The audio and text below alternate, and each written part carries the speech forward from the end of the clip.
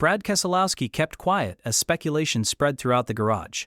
The question wasn't whether something was happening at RFK Racing, but what NASCAR officials feared the team might be preparing. Keselowski is not someone who speaks impulsively or reacts without intent.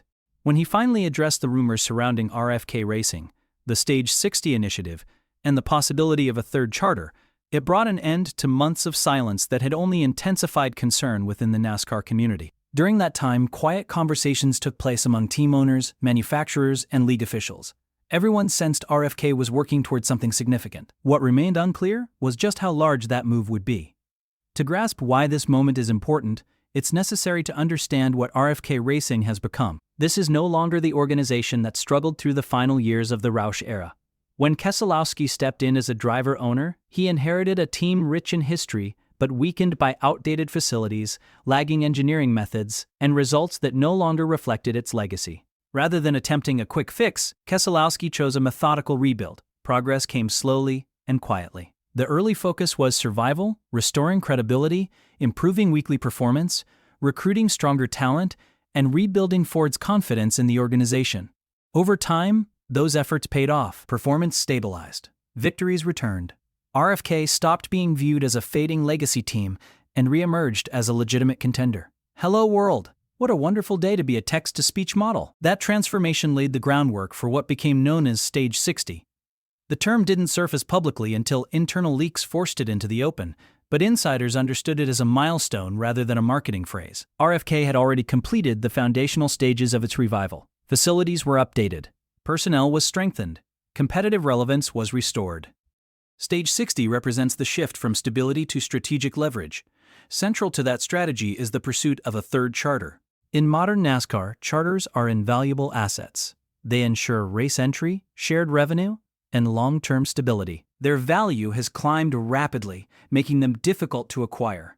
Teams that own them rarely sell, and those seeking them often find the cost prohibitive. RFK's interest in securing another charter signals confidence in both its financial health and competitive readiness.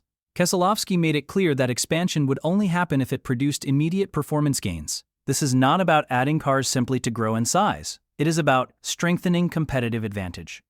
An additional team means more data, expanded setup options, deeper simulation input, and greater flexibility during race weekends, but only if the conditions are right.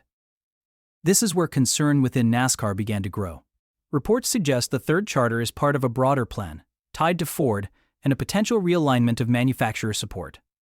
For years, Team Penske has been the center of Ford's competitive efforts, setting standards and receiving the strongest technical backing. Stage 60 challenges that long-standing structure. Leaks indicate Ford has been collaborating more closely with RFK than at any point since the height of the Roush Racing era. The relationship goes beyond engines and technical advice, extending into long-term planning, future alignment discussions, and evaluations of how competitive resources are distributed among Ford teams. Such a shift naturally creates, yet the charter itself may not be the most impactful element.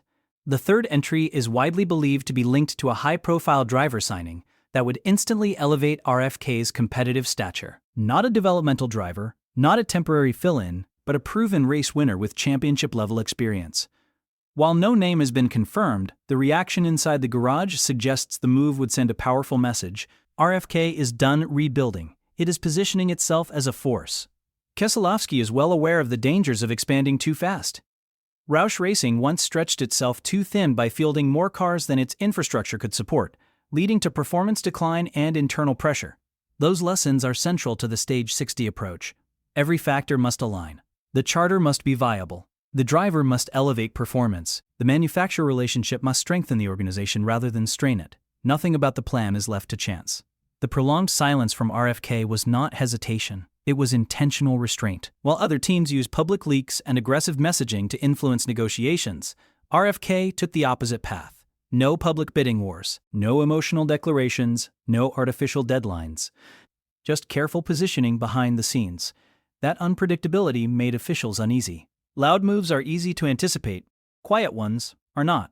When Keselowski finally spoke, it wasn't to reveal specifics but to confirm direction. He acknowledged that discussions were underway, expansion was being considered, and the future of RFK was being shaped thoughtfully instead of reactively.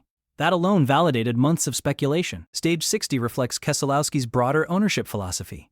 NASCAR has evolved into a sport driven by systems rather than pure speed. Engineering depth, data analysis, simulation accuracy, and organizational discipline now decide championships. Teams that master those elements gain advantages that may not be immediately visible but prove decisive over time. A third charter accelerates that advantage.